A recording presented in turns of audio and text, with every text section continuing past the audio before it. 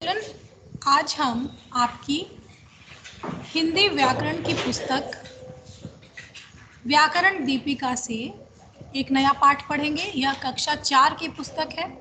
इस पाठ का आज हम एक नया पाठ पढ़ेंगे जिसका नाम है विशेषण या एडजेक्टिव, जिसे आप इंग्लिश में एडजेक्टिव भी कहते हैं। तो आइए आज हम समझते हैं कि विशेषण का हमारी हिंदी भाषा में, हमारी हिंदी व्याकरण में, भाषा में, जैसे कि हम अपनी भाषा में व्याकरण भी तो प्रयोग करते हैं। बिना व्याकरण के क्या आप अपनी भाषा शुद्ध बोल पाएंगे? नहीं बोल पाएंगे। तो इसके लिए अभी हम आज ये समझेंगे कि आखिर ये जो विशेषण है वो भाषा में किस प्रकार प्रयोग किया जाता है और उसकी पहचान क्या होगी।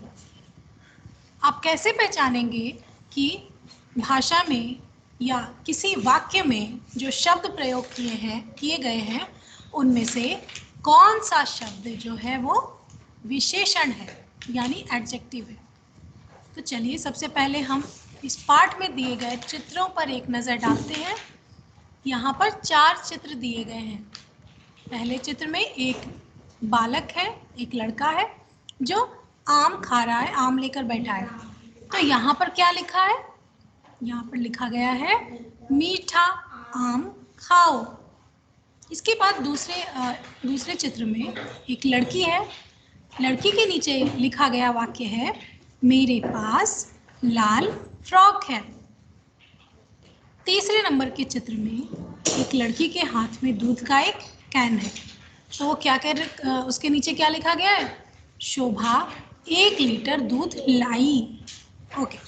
अब चौथे नंबर के चित्र में एक लड़के के हाथ में कुछ पैसे हैं और उसके नीचे क्या लिखा गया है? मुझे 4 रुपए दो। और आप यहाँ पे देख सकते हैं कि इस बालक के हाथ में 4 सिक्के हैं। तो हो सकता है ये कि 1-1 रुपए के 4 सिक्के हो, इसलिए यहाँ पर लिखा गया है मुझे 4 रुपए दो। अब आइए इसे हम आगे समझते हैं। इन वाक्यों में मीठा शब्द आम की, लाल शब्द फ्रॉक की, 1 लीटर शब्द दूध की, 4 शब्द रुपए की विशेषता बता रहे हैं। कुछ बच्चों को अभी भी समझ में नहीं आ रहा होगा कि क्या विशेषता बता रहे हैं। तो आप इसे ऐसे समझ सकते हैं कि समझिए कि रोहन या आपके पास एक पेंसिल है, ठीक है। तो बच्चों आजकल आपने देखा होगा कि आजकल बहुत वेराइटीज़ पेंसिल्स में भी आ रही हैं। जैसे कभी कभी आप देखते होंगे कि काफ़ी लंबी पेंसिल होती है ना। और ये एक तो नॉर्मल साइज़ की पेंसिल होती है जिसका साइज़ बिल्कुल नॉर्मल होता है, जो बहुत पहले से चला आ रहा है।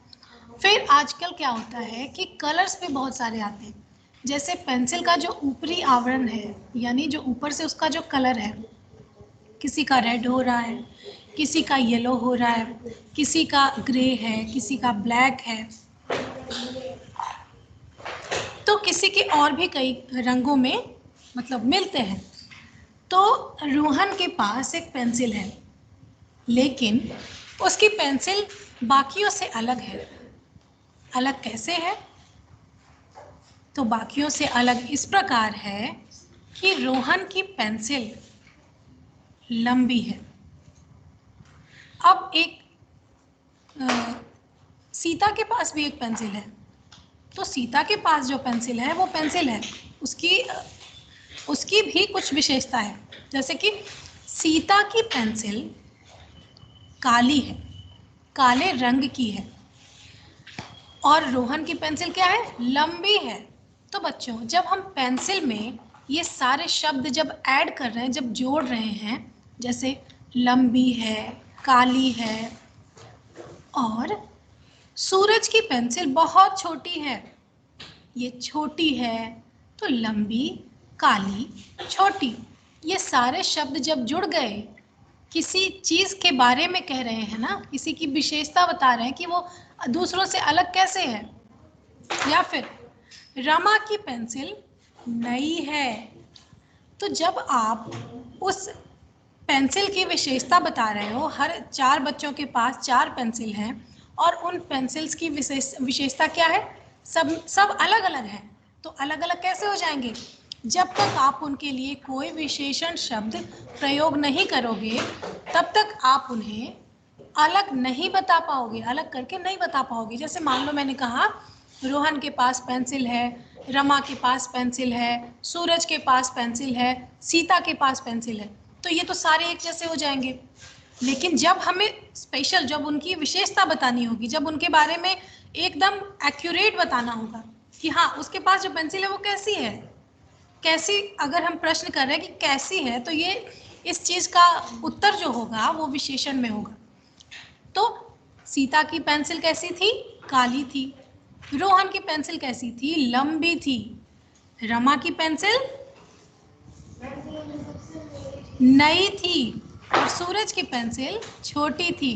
तो बच्चों इसी प्रकार ऐसे दुनिया में बहुत सारे शब्द हैं ना जिनकी हम विशेषता बताते हैं। जैसे घोड़ा काला है, गाय घास नहीं हरी घास खा रही है, तो घास क्या हो गई? हरी घास।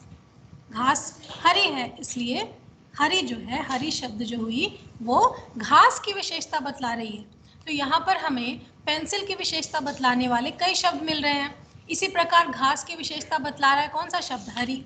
इसी प्रकार किसी भी, जैसे फल की विशेषता, फल मीठा है या आम मीठा है, ये मीठा शब्द क्या हो गया? ये फल की विशेषता बतला रहा है। जैसे अंगूर खट्टे हैं, तो अंगूर है, वो मीठा भी होता है खट्टा भी होता है, और ये मीठा और खट्टा ये दोनों शब्द हो गए विशेषण। तो इसीलिए यहाँ पर विशेषण की परिभाषा के स्वरूप आपको क्या दिया गया है कि जो शब्द संज्ञा या सर्वनाम की विशेषता बताते हैं उन्हें विशेषण कहते हैं। अब आप कहेंगे संज्ञा सर्वनाम, फिर से आपको कंफ्यूजन हो गया। नहीं नहीं, ऐसा कुछ नहीं है। ये पेंसिल है, ये घास है, ये जितने भी नाम हैं सब तो संज्ञा ही हैं। आपने पढ़ा ही है पहले, सारे शब्द संज्ञा है। इसके अलावा जब आप संज्ञा के बारे में कहते हो कि हाँ फल जैसे सेब मीठा है, उसका रंग लाल है, तो बच्चों सेब के लिए आपने यहाँ पे उसका प्रयोग किया ना, उसका शब्द क्या हो गया? सर्वनाम हो गया। तो संज्ञा या सर्वनाम की जो विशेषता बताते हैं उन शब्दों को कहते हैं विशेषण। अब देखिए यहाँ पर आम कैसा है? मीठा। फ्रॉक कैसी है? लाल। दूध कितना है? 1 लीटर। रुपए कितने हैं? 4। इसी प्रकार मीठा शब्द आम का गुण बता रहा है, लाल शब्द फ्रॉक का रंग बता रहा है, 1 लीटर शब्द दूध की तौल या मात्रा बता रहा है, और 4 शब्द रुपयों की संख्या बता रहा है। अब आप समझेंगे कि विशेषण शब्द संज्ञा के गुण भी बताता है, दोष भी बताता है, रूप भी बताता है, रंग भी बताता है, आकार भी बताता है, संख्या भी बताता है, और नाप तौल तो बताता ही है। तो फिर से एक बार पढ़ेंगे हम विशेषण की परिभाषा। विशेषण शब्द संज्ञा के गुण, दोष, रूप, रंग, आकार, संख्या, नाप तौल के बारे में बताते हैं। इसी प्रकार आप याद करोगे इस परिभाषा को। आप दो जैसे ये गुण दोष एक साथ याद कर लेना आप, रूप रंग एक साथ, आकार संख्या एक साथ, तथा नाप तौल एक साथ, ऐसे करके याद कर लोगे तो आसानी से आपको याद हो जाएगी। और इनके बारे में आपको सोचना भी है कि रूप क्या होता है, गुण क्या होता है, रंग क्या होता है, आकार क्या होता है। आप अपने मन, जैसे गुण तो आपको बताया यहाँ पे मीठा शब्द आम का गुण है। जब मीठा शब्द गुण इसलिए है क्योंकि जब हम खा रहे हैं ना उसको, तो वो मीठा लग रहा है, तो इसकी उसकी विशेषता हो गई, उसका गुण हो गया। और किसी चीज़ का दोष भी तो बताया जाता है। जैसे अंगूर खट्टे हैं, तो अंगूर को तो मीठा होना चाहिए, और खट्टे हैं इसलिए वह उसका हो गया दोष। इस वृक्ष के अंगूर खट्टे हैं, यानी इस अंगूर के वृक्ष, अंगूर के पेड़ का जो भी है, ये लताएं होती हैं, ये इसका दोष है क्योंकि उसे मीठा होना चाहिए। ठीक है ना? तो इसी प्रकार रूप, रंग, आकार, संख्या तथा नापतोल के बारे में भी चीजें हैं। इसी आधार पर विशेषण के निम्नलिखित भेद हैं। कितने भेद हैं? गुणवाचक, संख्यावाचक, परिमाणवाचक, संकेतवाचक। तो जैसे कि एक गमले में 4 फूल हैं, ठीक है, ये चारों फूल में हर एक फूल क्या है? विशेषण का भेद या विशेषण का प्रकार। एक गमले में 4 फूल हैं, चारों फूल में से हर एक फूल विशेषण का प्रकार है। पहला वाला फूल गुणवाचक विशेषण है, दूसरा वाला पुष्प संख्यावाचक विशेषण है, तीसरा वाला पुष्प परिमाणवाचक विशेषण है और चौथा वाला सुमन संकेतवाचक विशेषण है। पुष्प, सुमन और फूल ये सभी एक हैं। तो इसी प्रकार अब आइए हम देखते हैं कि विशेष्य क्या होता है। इस विशेषण को पढ़ने के दौरान एक और शब्द आता है बच्चों, शब्द आता है क्या? विशेष्य। अब आप समझेंगे कि आखिर ये विशेष्य क्या है। अभी अभी तो हमने इतनी मुश्किल से विशेषण समझा था और अब ये विशेष्य भी आ गया, है ना। तो विशेषण शब्द जिस शब्द की विशेषता प्रकट करे उसे विशेष्य कहते हैं। जैसे हरा तोता डाल पर बैठा है, यह सुंदर चित्र है। तो बच्चों आपको बस कुछ और ऐड नहीं करना है। जैसे आपने अभी तक पढ़ा है ना कि आम मीठा है, अंगूर खट्टे हैं, तो ये अंगूर और आम इन शब्दों की ही तो विशेषता बतलाई जा रही है, इन्हीं के तो गुण बताए जा रहे हैं। इन्हीं शब्दों के आगे या पीछे विशेषण को ऐड किया जा रहा है, जोड़ा जा रहा है। तो आप क्या समझेंगे कि जिन शब्दों की विशेषता बताई जाती है ना उसे ही विशेष्य कहते हैं। जैसे हरा तोता डाल पर बैठा है और यह सुंदर चित्र है। तो आइए देखते हैं इसमें विशेष्य कौन है और विशेषण कौन है। तो हरा शब्द जैसा कि आप सभी जानते हैं कि हरा शब्द तोता के बारे में बता रहा है, तोता का रंग बता रहा है ना। तो हरा शब्द तो हो गया विशेषण, क्योंकि रंग, रूप, आकार, नापतोल ये सारी चीजें हैं, दोष, गुण, ये सारी चीजें विशेषण है। तो हरा शब्द हो गया रंग, तो रंग क्या है? विशेषण है। इसलिए तोता का रंग तो है हरा और तोता जी क्या है? तो तोते जी विशेष्य हैं, क्योंकि इन्हीं के बारे में तो बताया जा रहा है। तो तोता विशेष्य इसलिए है क्योंकि आप तोते के बारे में बता रहे हैं कि यह तोता हरा है। यदि आप कहेंगे तोता सतरंगी है, तो यहाँ पर सतरंगी तोता डाल पर बैठा है, तो आपने सतरंगी किसे कहा? तोते को कहा।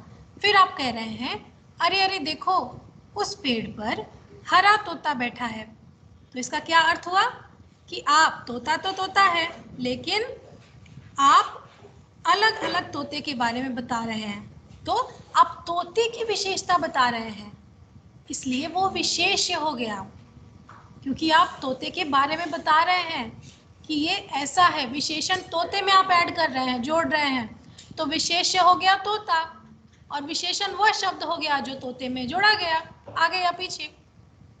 अब देखिए इसी प्रकार सुंदर विशेषण है, क्योंकि सुंदर गुण बता रहा है ना। सुंदरता क्या होती है? किसी का गुण, गुण नहीं, गुण होता है। अब आप ही मुझे बताइए क्या होता है। देखिए गुण, दोष, रूप, रंग, सुंदरता रूप हुआ ना बच्चों। सुंदरता रूप है, रंग है, आकार, संख्या, नापतोल। तो गुण भी हो सकता है, क्योंकि सुंदरता तो मन की सुंदरता भी होती है। गुण और रंग और रूप इनमें से भी आप समझ सकते हैं। सुंदरता सिर्फ बाहरी सुंदरता नहीं होती, मन की भी सुंदरता होती है। तो इसलिए यह शब्द जो है विशेषण ही है। इसी प्रकार चित्र विशेष है, क्योंकि चित्र के बारे में कहा जा रहा है कि चित्र सुंदर है। तो सुंदर शब्द चित्र की विशेषता बता रहा है। अब आइए इसी प्रकार आपका यह छोटा सा पाठ यहाँ पर खत्म हो गया। अब आप क्या देखेंगे? देखेंगे अभ्यास कार्य। तो बच्चों आप अगली कक्षा में अभ्यास कार्य करेंगे। आज के लिए बस इतना ही। अगली कक्षा में हम फिर मिलेंगे इसी पाठ के अभ्यास कार्य के साथ। तब तक के लिए धन्यवाद बच्चों।